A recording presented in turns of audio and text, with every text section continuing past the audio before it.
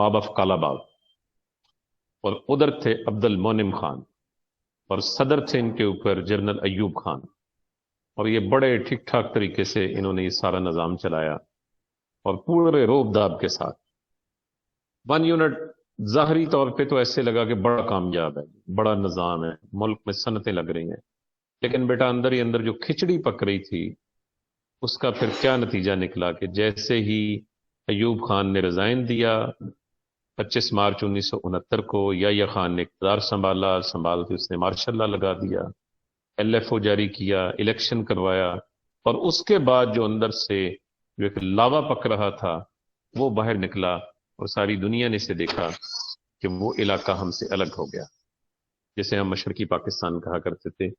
وہ مشرقی پاکستان کے جہاں پر ہمارے لوگوں نے بڑا کام کیا ہوا تھا، وہ مشرقی پاکستان کے جن کے لوگوں نے، بنگالیوں نے مسلم لیگ بنائی، جنہوں نے ساری آزادی کی تحریک چلائی، جو مین لوگ تھے تحریک پاکستان کے، جن کی محنت کے نتیجے میں پاکستان بنا، وہ ہم سے الگ ہو گئے۔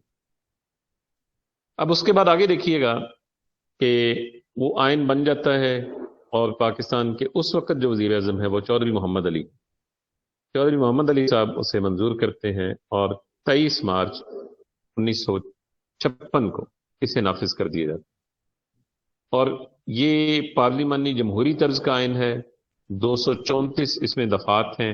اچھا، اس میں ایک چیز بتاتا جاؤں آپ کو، 56 کے آئین میں 2 قومی زبانیں ہیں ہماری، ایک اردو ہے، دوسری بنگلہ ہے، کیونکہ بڑی زیادتی ہم نے کی ان کے ساتھ شروع میں کہ ایک زبان ڈکلیئر کر دی۔ قائد اعظم تو چلو بڑے آدمی تھے تو ان کی بات نہ کسی نے ٹالی، لیکن بعد والوں کو جب بنگالیوں نے یہ بات سمجھائی کہ ہمارا کچھ خیال کریں، ہم پہ زبان مسلط نہ کریں، ہمیں اپنی زبان میں رہنے دیں، انہوں نے ضد کی، جس کی وجہ سے بھی ان کے اندر یہ نفرت آئی اس اعتبار سے۔ تو چلیے، بہرحال ایک آئین بن کے آ گیا، لیکن آپ دیکھیں کہ اس آئین کے ساتھ بعد میں 2 سال کے بعد جو حشر ہوا وہ بھی سب کو پتہ ہے۔ 1956 کے آئین کی اسلامی دفعات میں سب سے پہلے ہے اللہ تعالیٰ کی حاکمیت، اور اللہ تعالیٰ کی حاکمیت یعنی جو سوورینٹی ہے اور جو سب سے بڑا حق ہے حکومت کرنے کا، وہ اللہ تعالیٰ کی ذات کا ہے۔ اللہ تعالیٰ تو دیکھیں حکومت براہ راست تو نہیں کرتے، اللہ تعالیٰ کسی نہ کسی کو حکومت دیتے ہیں، کوئی نہ کوئی حکمران ہوتا ہے، اور حکمران جو ہوتا ہے اس کے پاس جو اقتدار ہے وہ اللہ تعالیٰ کی دی ہوئی امانت ہے۔ حکمران کے پاس اقتدار اللہ تعالیٰ کی دی ہوئی امانت ہے، اور اگر وہ اس امانت کو ٹھیک طریقے سے ادا کرتا ہے تو پھر وہ کامیاب سمجھا جاتا ہے، اگر اس امانت میں خیانت کرتا ہے تو پھر ہم سمجھتے ہیں کہ اس نے حکمرانی درست طریقے سے نہیں کی۔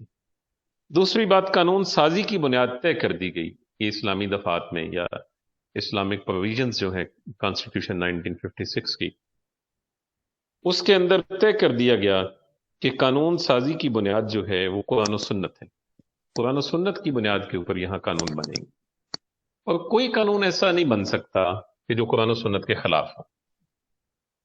ملک کا نام اسلامی جمہوریہ پاکستان رکھا گیا، صدر کا اس میں مسلمان ہونا ضروری ہے، جبکہ وزیر اعظم کے لیے 56 کے آئین میں یہ کوئی قدغن نہیں ہے، کوئی نان مسلم بھی ہے تو وہ بھی وزیر اعظم بن سکتا ہے۔ 56 کے آئین میں صرف صدر کے اوپر یہ کمپلشن ہے کہ وہ مسلمان ہو۔ اسلامی اصولوں کی پابندی، ساتھ ہی ساتھ یہ چیز بھی شامل کر دی گئی کہ جو بھی پاکستان کے اندر ہوگا اسے اسلامی اصولوں کی پابندی کرنی پڑے گی، اور جتنا بھی ہمارا حکمران طبقہ ہے وہ بھی شعائر اسلام کا خیال کرے گا، اور اسلامی نظام زندگی جو ہے اس کو نافذ کرنے کی کوشش کی جائے گی، یعنی گریجولی تعلیم دی جائے گی اسکولوں کی سطح تک، معاشرے کے اندر بنیادی سطح پہ تبدیلیاں لائی جائیں گی تاکہ یہ ایک اسلامی معاشرہ، ایک اسلامک سوسائٹی جو ہے وہ نظر آئے۔ زکوٰۃ اور اوقاف کا نظام، دیکھیں زکوٰۃ کا نظام جو ہے وہ،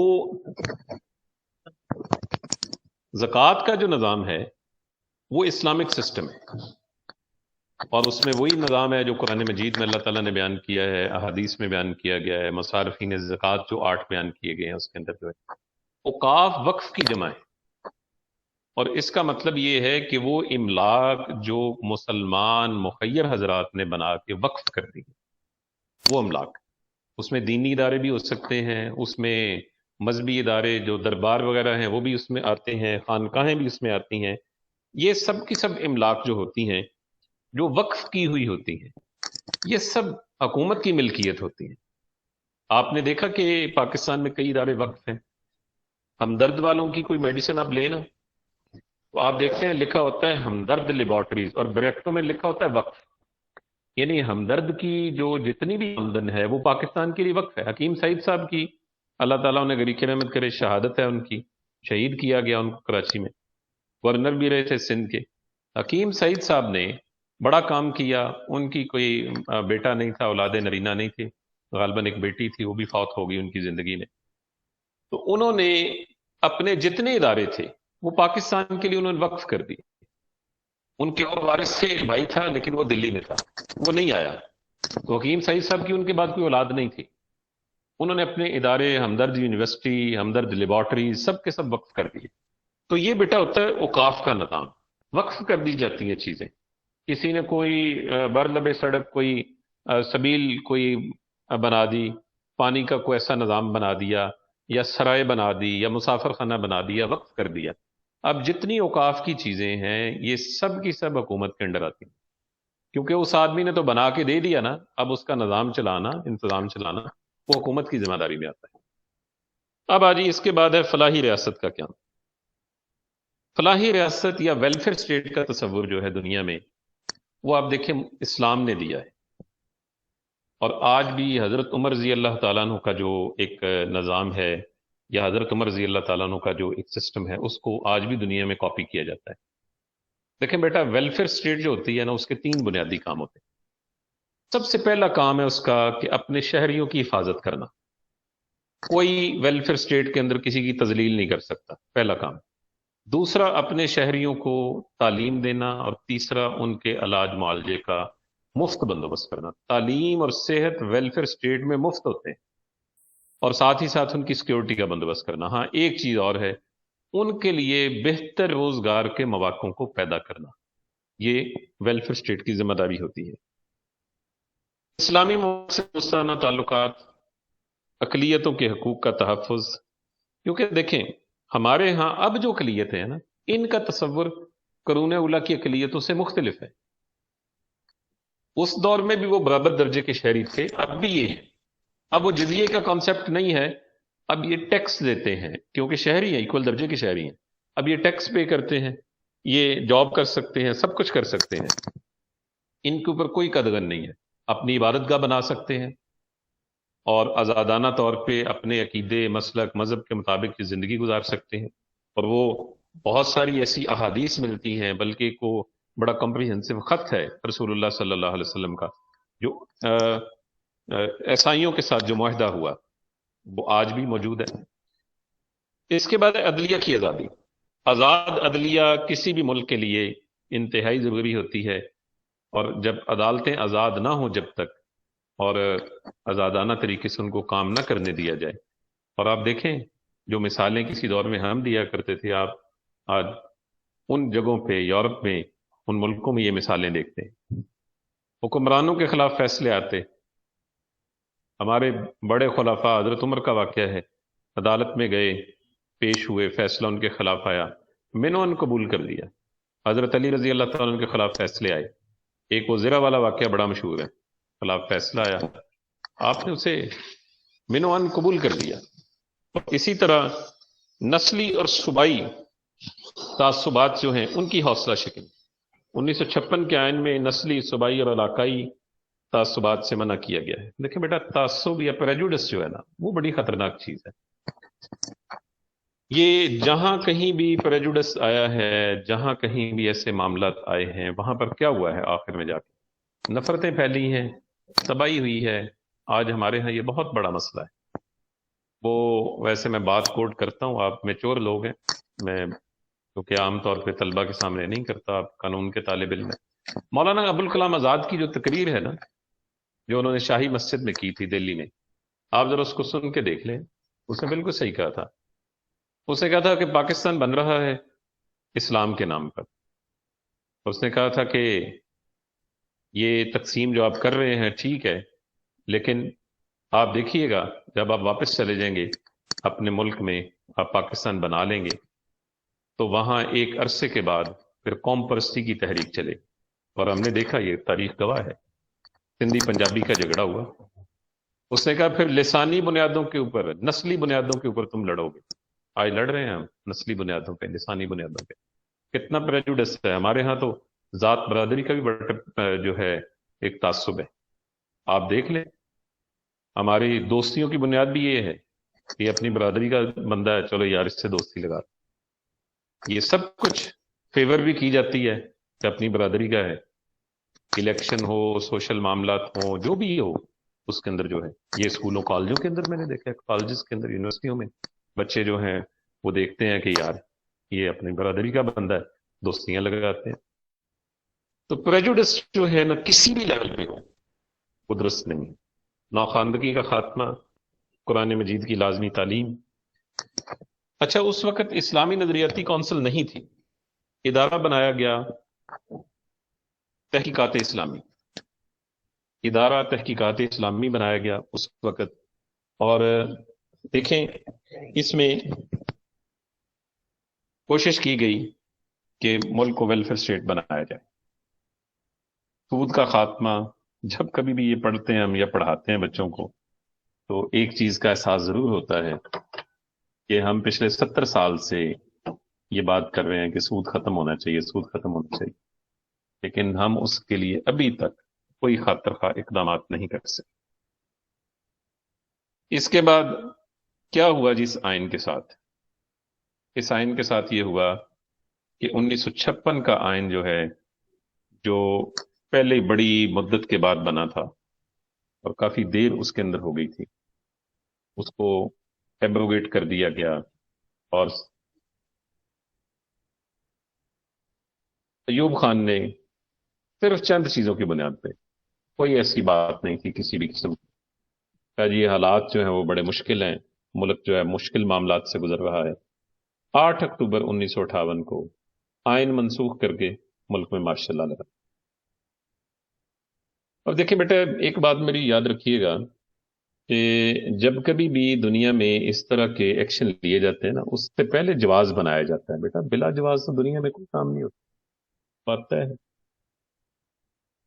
اللہ تعالیٰ غریق رحمت کرے، میرے والد صاحب فرمایا کرتے تھے، وہ کہتے تھے کہ بیٹا گاؤں میں اگر ایک چودھری اپنے کامے کو، کمی کو، یا گاؤں کے کسی چھوٹی ذات کے بندے کو پسند نہیں نہ کرتا، اور اس کا دل ہے کہ اس کو گاؤں سے نکالے، پہلے اس کے لیے وہ جواز پیدا کرتا ہے، اس کے لیے جواز پیدا کرتا ہے. اور اس کو آتے جاتے کو وہ کہتا ہے کہ تم ادھر آؤ، تم نے یہ کام کیا ہے، یہ کام ٹھیک نہیں ہے، دیکھ لو تم ہمیں تنگ کرتے ہو. اس طرح کی باتیں اس کے ساتھ کرے. پھر وہ آخر میں اس کے اوپر الزامات لگاتا ہے، پھر اسے کہتا ہے کہ تمہارے اندر آکڑ بڑی ہے. اور یہاں تک بھی سنا ہے کہ بعض اوقات کہتا ہے کہ تم ہماری عورتوں کو دیکھتے ہو. اور سارے ایلیگیشن اکٹھے کر کے وہ شرح منتا کرتا رہتا ہے کہ نہیں چوہری صاحب، نہیں چوہری صاحب، میں تھوڑا تھا میرا. ارے نہیں نہیں نہیں، تیرے چ بڑی آکڑ آ گئی، چل ہوں ٹنڈ پھوڑی چکتے نکل پڑی. تو بیٹے جتنے بھی ملک میں مارشاء اللہ لگائے گئے ہیں، اس سے پہلے جواز بنائے گئے ہیں، پورا ماحول بنایا گیا ہے، ماحول کریٹ کیا گیا ہے. آپ ایک منتخب حکومت کو گھر بھیج رہے ہیں اور بلا وجہ بھیج دیں، یہ کیسے ممکن؟ ظاہر ہے اس سے پہلے آپ کو جواز گڑنا پڑے گا، کوئی نہ کوئی چارج شیٹ بنانی پڑے گی. آپ نے عوام کو کیا منہ دکھانا ہے؟ آپ نے ان کو بتانا ہے نا کہ جناب تباہی ہو رہی تھی، ہم نہ آتے تو سب کچھ تباہ ہو جاتا. تو یہ چیزیں کریٹ کی جاتی ہیں. بہرحال ایوب خان نے ملک میں مارشاء اللہ لگا دیا، اور مارشاء اللہ لگانے کے بعد اس نے پھر اگلا کام یہ کیا کہ مارشاء اللہ ایڈمنسٹریٹر بنا. اور جس نے اس کو مارشاء اللہ کا مشورہ دیا، یہ دیکھیں یہ بڑی عجیب تاریخ ہے، میں آپ کو بتا رہا ہوں. مارشاء اللہ کا مشورہ دیا صدر نے، جو اس وقت سکندر مرزا صدر تھے. سکندر مرزا نے کہا جی ٹھیک ہے. فیروز خان نون وزیر اعظم تھا، اس نے کہا جی فیروز خان نون کو اڑائیں. اور فیروز خان نون سے استعفیٰ لیا گیا، اور اس کا استعفیٰ بھی پچھلے دنوں سوشل میڈیا پہ چلتا رہا. وہ لا کے اس سے استعفیٰ لیا گیا، اور اس نے بڑے ایک اچھے بچے کی طرح آرام سے بیٹھ کے استعفیٰ لکھا، سائن کیے، اور جناب اس کے ہینڈ اوور کیا. گاڑی پک گئی، گھر چلا. اسکندر مرزا نے اب دیکھا کہ معاملات ٹھیک ہو گئے ہیں، تو کچھ ہی عرصے کے بعد اس نے اسکندر مرزا کو بلایا، اس نے کہا میں ایڈمنسٹریٹر تو رہنا چیف مارشل تھا، میں تو صدر کا عہدہ سنبھال رہا ہوں، چھٹی کرو، کی بھی چھٹی کروا دی۔ قدرت اللہ شہاب کی کتاب ہے شہاب نامہ، اگر آپ کو موقع ملے نا کبھی پڑھنے کا، بیٹا اسے ضرور پڑھیے گا، اس میں کافی ساری چیزیں ہیں۔ قدرت اللہ شہاب کہتا ہے کہ میں لندن گیا نا، تو وہاں پر جو لندن کی جو گروسری مارکیٹ ہے جہاں لوگ کھانے پینے کی گھریلو استعمال کی لیتے، میں نے دیکھا سکندر مرزا کی بیوی کو وہاں پر، خاتون اول کو وہاں دیکھا، سابقہ خاتون اول، کہ وہاں وہ شاپنگ کے لیے آئی ہوئی، اور ایک 2 کمرے کا فلیٹ تھا ان کے پاس معمولی۔ کہتا ہے میں نے اسلام دعا کی اور اس کے بعد میں نے کہا کہ سر سے ملاقات ہو سکتی ہے ان کا، تو کہتا ہے شام کو میں گیا سکندر مرزا سے، تو میں نے اس کو دیکھا کہ وہ انتہائی پریشان تھا۔ اقتدار جو ہوتا ہے نا یہ بڑا نظر آتا ہے اس انداز میں۔ تو کہتے ہیں میں واپس آیا تو میں نے آ کے ایوب خان سے اس کا تذکرہ کیا، کیونکہ وہ ایوب خان کے سیکرٹری تھے قدرت اللہ شاہ۔ میں نے کہا کہ اس طرح میں لندن میں سکندر مرزا سے ملا، تو سکندر مرزا کے متعلق بات سن کے ایوب خان کے کہتے ہیں ماتھے پہ بل تیوری آئی، اور انہوں نے کہا کہ تیز آدمی ہے، تھوڑا بچنا اس سے۔ میں نے کہا نہیں سر، میں تو ویسے ملنے گیا تھا، کیونکہ جب وہ آفس لیو کر رہے تھے تو جاتے ہوئے انہوں نے مجھے ایک پن گفٹ کیا، میرا ان کا ایک اچھا ورکنگ ریلیشن تھا، اس لیے میں نے ان سے ملاقات۔ اور کہتے ہیں قسمہ پرسی کے اندر اس کا انتقال ہوا سکندر میں۔ اور آپ اس کے علاوہ بھی دیکھ لیں، آپ پاکستان کی تاریخ دیکھ لیں کہ جہاں جہاں بھی کوئی ایسے معاملات ہوئے ہیں، کیونکہ تاریخ کہتے ہیں نا اپنے آپ کو دہراتی ہے، اور تاریخ کا یہ سبق ہے کہ تاریخ سے کوئی بندہ سبق حاصل نہیں۔ کہتے ہیں کہ وہ واقعہ سارا موجود ہے کتابوں میں بھی، کہ ضیاء الحق کی اپوائنٹمنٹ کا، کتنے سینئر جرنیل جو ہیں ان کو 6-7 کو بائی پاس کر کے ان کو بنایا گیا چیف آف آرمی۔ اور بھٹو صاحب بڑی تجلیل کے ساتھ ضیاء سے بات کرتے، اور سم ٹائم پتہ کیا کہتے تھے، where is my monkey general, اور جناب ضیاء صاحب آ کے جو سلوٹ کرتے کہتے سر مائی پلیئر سر، وہ پہ کہتے تھے come here my monkey general, اس طرح کی باتیں ہوتی۔ اور آپ دیکھیں اس کے بعد اس نے پھر کیا کیا، مارشل لا لگایا، اور ایسے زبردست انداز میں پھر پورا کا پورا نظام بنا کے، اور یہ بھی باتیں مشہور ہوئی تھیں کہ ابھی قبر ایک ہے مردے 2 ہیں، اگر ضیاء صاحب اس کو نہ چھوڑتے تو وہ خود جاتے تھے، اس لیے انہوں نے چھوڑا، ان کو سمجھ آ گئی تھی کہ معاملات خراب ہو۔ تو بہرحال یہ ہماری آئینی تاریخ ہے جی۔ اس کے بعد ایوب خان نے یہ کام کیا کہ انہوں نے فوری طور پہ جسٹس شہاب الدین کی زیر نگرانی ایک کمیشن بنایا، اور اس کمیشن کے تحت انہوں نے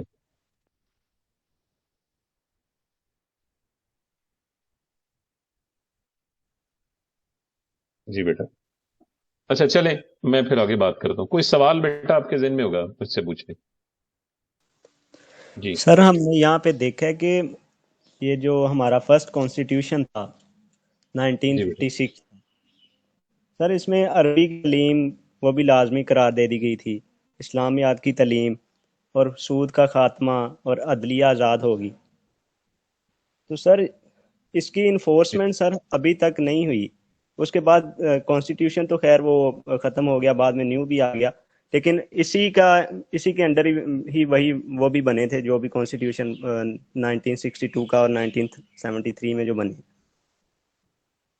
جی ٹھیک ہے، بالکل صحیح کہہ رہے ہیں آپ۔ سر یہ جو سلیبس ہے ابھی تک جو پرائیویٹ انسٹیٹیوشن میں پڑھائے جا رہے ہیں، ان پہ کوئی چیک اینڈ بیلنس نہیں ہے، عربی کی تعلیم کوئی بھی نہیں ہے، نہ اسلامیات کی۔ اچھا اس میں نا ایک بڑا اہم معاملہ جو ہے وہ میں ضرور آپ کو اس حوالے سے بتانا چاہوں گا، وہ ہمارے یہاں کے ایک تو کلچر کا، انوائرمنٹ کا ہے، دوسرا ہمارے اساتذہ کی بڑی کمی ہے۔ دینی مدارس کے اساتذہ انہوں نے رکھے تھے سرکاری اسکولوں میں، ہم نے 7ویں 8ویں تک عربی پڑھی ہے، اور بڑی آسان ہوتی تھی اور بڑے اچھے نمبر آیا کرتے تھے اس میں۔ 100 میں سے بچے زیادہ تر جو ہے نا 70 80 تک 90 تک نمبر عربی زبان میں بڑے نمبر آیا کرتے، کیونکہ اگر سکھائی جائے ٹھیک طریقے سے واقعی بڑی آسان ہے. تو ہمارے یہاں کلچر نہیں ڈیولپ ہو سکا. لیکن بیٹا آپ کی تعلیم جو ہوتی ہے نا، ہمیشہ ایک بات ذہن میں رکھیے گا، اس کے اوپر آپ کا کلچرل انفلوئنس بہت زیادہ ہوتا ہے آپ کی ایجوکیشن کے اوپر. اب آپ دیکھیں ہمارے ہاں لوگ پڑھتے ہیں اور اس کے بعد کیا ہوتا ہے کہ وہ جو چیزیں پڑھ رہے ہوتے ہیں ان کی امپلیمنٹیشن کسی جگہ نہیں ہوتی. عملی طور پہ آ کے وہ اپنے روایتی انداز میں کام کرتے ہیں. جیسے میں ایک دن آپ سے بات کر رہا تھا کہ آپ کو قانون کی جو تعلیم آپ حاصل کر رہے ہیں، اور کل کلاں جب آپ یہ 5 سال پڑھ کے اس کے بعد آپ ایک انٹرنس کا ایگزام دیں گے، لائسنس وغیرہ لے لیں گے، آ کے جونیئر شپ کریں گے. جب آپ جونیئر شپ کریں گے تو وہاں آپ دیکھیں گے کہ یار معاملات بالکل ہی الگ ہیں. کسی جو وکیل کا سینئر منشی ہے نا، اصل استاد وہ آپ کا ثابت ہوتا ہے، کیونکہ وہ بڑا ہی قابل بندہ ہوتا ہے. وہ آپ کو بتاتا ہے کہ کیس کیسے دائر کرنا ہے اور کورٹ فیس کتنی ہے، عدالتی نظام کیا ہے، وہ ساری چیزیں اسٹامپ ڈیوٹیاں ہیں، یہ جتنے مائنر ایکٹ وغیرہ جو آپ پڑھیں گے وہ آپ کو گائیڈ کرتا ہے سب بات. تو جو کلچرل ہمارے یہاں چیزیں ہیں نا جی، ان کو آپ ڈینائی نہیں کر سکتے. یہ ہمارے یہاں ایک بہت بڑا مسئلہ ہے. ہم نے یہاں وہ کلچر نہیں ڈیولپ کیا، نہ ہمارے مساجد میں بن سکا. ہم دیکھیں بچپن میں یا آپ لوگ بھی اسی طرح ہی ہوں گے کہ صبح گھر والے فجر کے لیے جگاتے تھے اور اس کے بعد کہتے ہیں جلدی جلدی جاؤ سپارہ پڑھ کے. اور ہم جلدی جلدی جاتے، سپارہ پڑھ کے آتے اور آ کے ناشتہ کرتے اور اس کے بعد اسکول کا یونیفارم پہن کے اسکول، اور صبح مسجد جاتے اس کے بعد اسکول جاتے. لیکن وہاں پر بھی شاید کسی کو کوئی اچھے قاری حضرات تجوید والے مل گئے ہوں تو اس نے ٹھیک قرآن پڑھا ہے. باقی وہ دیکھیں ہمارے قرآن کا تلفظ بھی اس لحاظ سے درست. یہ کافی سارے فلاز ہیں جو چلے آ رہے ہیں اور ابھی بھی سٹل ہیں. ابھی بھی آپ گورنمنٹ کے اداروں میں دیکھ لیں اور بلکہ پرائیویٹ اداروں میں بھی بعض جگہوں پہ آپ دیکھیں کہ جو اساتذہ کرام ہیں وہ پراپرلی اویئر نہیں ہے اس چیز سے، ویل انفارمڈ نہیں ہے. بہت ساری چیزیں ان کے علم میں نہیں ہیں اور اس وجہ سے وہ اس طرح سے پرفارم نہیں کر پاتے. ہمارے بچوں کی اس طرح سے نظریاتی تربیت نہیں ہوتی. اتنے سال پڑھنے کے باوجود بھی آپ دیکھیں، سارا کچھ سمجھنے کے باوجود وہ جیسے ہی فیلڈ میں جاتا ہے وہ بھٹک جاتا ہے، اسی طرح چلتا ہے جس طرح باقی سوسائٹی کے لوگ چلتے ہیں. اس کے پڑھے لکھے ہونے کا کوئی امپیکٹ سوسائٹی پہ نظر نہیں آتا. دیکھ لیں اپنی کلاس کی بات کر لیتا ہوں، جن لوگوں میں بیٹھتا ہوں، ہاں جی، آپ بڑا دیکھ لیں گے سارا کچھ جو ہے، لیکن جیسے ہی ہم سوسائٹی میں جاتے ہیں تو ہمارا مزاج اور ہوتا ہے. جی چلیں انشاءاللہ پیوستہ رہے شجر سے امیدیں بہار رکھ، بہتری آئے گی انشاءاللہ. جی بیٹا سر کوئی اور سوال کیجیے. تھیوری جی اور جی. پریکٹس میں سر ہم دیکھتے ہیں بہت زیادہ فرق ہے، شروع سے آج تک آ رہا ہے. مطلب ہماری جو اسٹیٹ تھی وہ اسلامک ویلفیئر اسٹیٹ، ہم نے یہاں پہ پڑھا کہ فلاحی ریاست جس کے انڈر روٹی کپڑا اور مکان یہ سب چیزیں آتی ہیں. لیکن سر اب یہ تو میرا خیال ہے کہ کوئی ماڈل فارم میں کوئی بھی اسٹیٹ ایگزسٹ نہیں کر رہی ابھی. ماڈل فارم میں تو آپ 100% تو نہیں کہہ سکتے، لیکن دنیا میں ایسی ریاستیں اس وقت موجود ہیں، کوئی 100% نہیں تو 40-50% تک ایگزسٹ کر رہی ہیں، اس کے اوپر کام کر رہی ہیں. اس میں آپ کے کچھ اسلامک کنٹریز بھی ابھی اسی پہ کام کر رہے ہیں. یہ ترکی کام کر رہا ہے اور اس نے کافی حد تک اسے اپنے معاملات کو بہتر کر دیا. روزگار کے مواقع بھی اس نے اپنے لوگوں کے لیے پیدا کیے اور کافی حد تک اس نے چیزیں جو ہے نا وہ سیٹل کر دی. باقی جگہوں پہ یار بادشاہت ہے، انہوں نے عوام کو سہولتیں دی ہوئی ہیں کافی حد تک. یہ آپ کے سارا گلف کنٹریز جو ہیں، یہ جتنے فارنرز آتے ہیں باہر سے، جو ہمارے جیسے غیر وطنی لوگ جاتے ہیں، جو کفیل سسٹم ہے اس کے تحت ان کو اچھے خاصے پیسے مل جاتے ہیں، کیونکہ سارا کام سپانسرشپ کی بیس پہ آپ نے کرنا ہے، ویزے سپانسرشپ کی بیس پہ نکلنے ہیں، اس سے وہ کما لیتے ہیں. اور وہ جو ان کے وطنی ہیں ان کے بچوں کے لیے اب بھی، بلکہ میں یو ای کی بات کروں، آبادی بڑی کم ہے ان کی یو ای والوں کی، باقی سارے فارنرز ہیں. لیکن جو یو ای نیشنل ہے وہ دنیا کی کسی یونیورسٹی میں بھی جا کے پڑھ سکتا ہے، اس کے لیے فری ایجوکیشن، کوئی مسئلہ نہیں ہے. لاج معالجہ ہے، سر میرا ایک سوال دیگر ہے یہ، چیزیں ہیں. جی سر ہم دیکھتے ہیں کہ نہ تو ہمارا کنٹری کمپلیٹلی فیڈرل ہے، نہ ہی یہ ڈیموکریٹک ہے. مطلب تو اسے ہم کیا کہیں گے پھر؟ اس کا بیٹا حل یہی ہے جو آپ کے ہمسایہ ملک ہندوستان نے اس کا حل نکالا. اس نے حل کیا نکالا ہے؟ میکسیمم پروونشل اٹانومی اس نے دے دی ہے. اس نے کہا اپنے کلچر میں رہ کے جو مرضی کرو، قوانین بناؤ جیسے مرضی کرو. ٹھیک ہے. اس کے اوپر پی ایچ ڈی کی ڈگری ہو چکی ہے. میں آپ کو بتا دوں کہ انڈیا اتنا ملٹی کلچرل ہو کے، اتنی زبانیں اور اتنا ثقافتیں تہذیبیں ہو کے ٹوٹا کیوں نہیں ابھی تک؟ دوبارہ کیوں نہیں ٹوٹا؟ اور انہوں نے کہا جی کہ وہ ان کی اصل جو کریڈٹ جاتا ہے وہ ڈیموکریٹک فورسز کو جاتا ہے. مگر بھی بنگال میں نا ایک تحریک چلی تھی دراوڑستان کی. دراوڑستان کی تحریک جس شخص نے چلائی تھی نا، وہ اتنا مقبول تھا، میرے ذہن سے اس کا نام نکل گیا. اور پھر کیا ہوا، اس نے الیکشن لڑا اور الیکشن وہ ون کر گیا. حالانکہ پتا تھا مرکزی گورنمنٹ کو کہ اس کے موٹیو یہ ہیں کہ یہ صوبے کو الگ کرنا چاہتا ہے، اور وہ کر بھی سکتے تھے کیونکہ ساحل سمندر ساتھ لگتا ہے. جو لینڈ لاک ایریا ہوتے ہیں وہ ان کے لیے مشکل ہوتی ہے، جن کے ساتھ سمندر لگتا ہے بیرونی دنیا سے رابطہ رکھ سکتے ہیں. اب وہ تحریک اتنی زوروں پہ چلی کہ الیکشن ہوا تو 90% سیٹیں جو ہے نا اس نے جیت لی. اب جو ہے دلی میں تمام وزراء اعلیٰ کو جب بلوایا گیا مشترکہ مفادات کونسل میں، اور انہوں نے صوبوں کو فنڈز ایلوکیٹ کیے اور مسائل وہاں ڈسکس ہوئے. کہتے ہیں وزیر اعلیٰ صاحب جب واپس آئے، انہوں نے اپنی کابینہ کو ہیڈ کیا. کابینہ میں سے ایک وزیر نے کہا کہ جناب وہ جو ہم نے کہا تھا کہ ہم صوبہ الگ کریں گے، اس کو الگ ملک ڈکلیئر کریں گے دراوڑستان، آپ کا کیا خیال ہے؟ اس نے کہا کہ میں نے اس چیز پہ بڑا غور کیا ہے اور میں اس نتیجے پہ پہنچا ہوں کہ ہمارا مرکزی حکومت کے ساتھ جڑے رہنا ہی ہماری ویلفیئر کے لیے. آپ دیکھیں جو چیزیں ہوتی ہیں نا ایک آئیڈیالزم کی جو یا باہر رہ کے ہوتی ہیں، حقیقت میں وہ اس طرح سے نہیں ہوتی. الیکشن سے پہلے بندہ بات اور کر رہا ہوتا ہے، لیکن الیکشن کے بعد جب وہ پتہ چلتا ہے نا، جو پنجابی کہنے نے کس پاوک دی ہے، تو پھر وہ کہتا ہے کہ نہیں جناب یہ معاملہ اس طرح نہیں ہے. آپ اپنے گلی محلے میں دیکھ لیں، علاقوں میں دیکھ لیں بیٹا، امپلیمنٹیشن ہمیشہ مشکل ہوتی ہے، کوئی شک نہیں. 100% نہیں ہوتی. ہاں 30-40% 50% جو ریشو ہے نا بہت زیادہ سمجھی جاتی ہے. اور آپ کا یورپ یہی کر رہا ہے، انسانی حقوق کا جو بیڑا غرق وہ کر رہا ہے دنیا کے سامنے. لیکن اس کے باوجود جو انسانی حقوق کی لیے وہ کام کر رہا ہے، وہ 30-40% دنیا کو نظر آتا ہے، اور وہ کہتے ہیں جناب بڑے انسانی حقوق ہیں.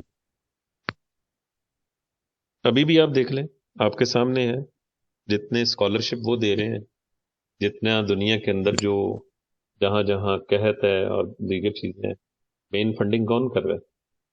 میں نے یہاں ایک گورنمنٹ کالج میں ایک دفعہ وہ لیبز دیکھی، ان کے اندر اکوپمنٹ پڑا ہوا تھا اور وہ یو این او سے آیا ہوا تھا اور پتہ نہیں کن کن ملکوں نے ڈونیٹ کیا ہوا تھا. اور ہمارے یہاں کے نہ ہی اساتذہ نے اور نہ ہی لیب اٹینڈنٹ نے کبھی اس کو کھول کے دی، مٹی تک نہیں کبھی صاف کی. اتنا مہنگا اکوپمنٹ، اور وہ سب کچھ دیتے ہیں اور کہتے ہیں ٹھیک ہے جی دیں جی پیسے. مستقل آپ کے یہاں پروگرام نہیں چلتے یو ایس ایڈ کے اور یو کے ایڈ کے اور دیگر اداروں کے؟ پیسہ خرچ کرتے ہیں کسی نہ کسی حد تک، تو اپنے عوام کی وہ ویلفیئر کر رہے ہیں جی.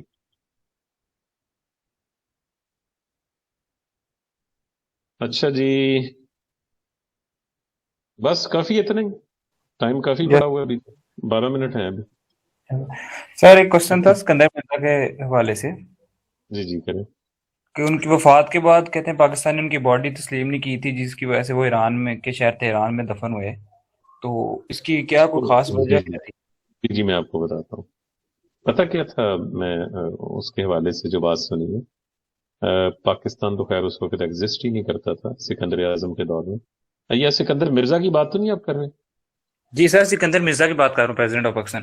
یار سکندر اعظم آ گئے تھے 3000 بی سی اپنا 325 بی سی تے پہنچ گئے، وہ 3,500 پیچھے. اس میں اس وقت جو صورتحال تھی، کیونکہ ماشاء اللہ گورنمنٹ تھی، اور ماشاء اللہ حکومت جو ہوتی ہے نا، یہ آپ سمجھ لیں بظاہر چاہے وہ جتنی بھی نظر آتی ہے بڑی سخت ہے، سارا کچھ ہے، لیکن انہیں بہت ساری چیزیں دامنگیر ہوتی ہیں، بہت سارے خطرات ان کے ذہن میں منڈلا رہے ہوتے ہیں. تو انہوں نے چونکہ امیج اس کا کریٹ کر دیا ہوا تھا یہاں، یہ جتنی خرابیاں ہوئی ہیں 1953 کا جو انسیڈنٹ ہوا ہے، شاید آپ میں سے کچھ لوگ اس سے واقف، لاہور میں جو ختم نبوت تحریک کے جو لوگ تھے ان کے اوپر ڈائریکٹ فائر کروایا تھا اسکندر مرزا. اس طرح کی اور چیزیں تھیں. انہوں نے کہا جی کہ نقص امن کا مسئلہ ہے تو اس کی باڈی یہاں نہیں آئے گی، اندر نہیں، اور ادھر ہی پھر تدفین کر دی گئی، نہیں لایا گیا ادھر۔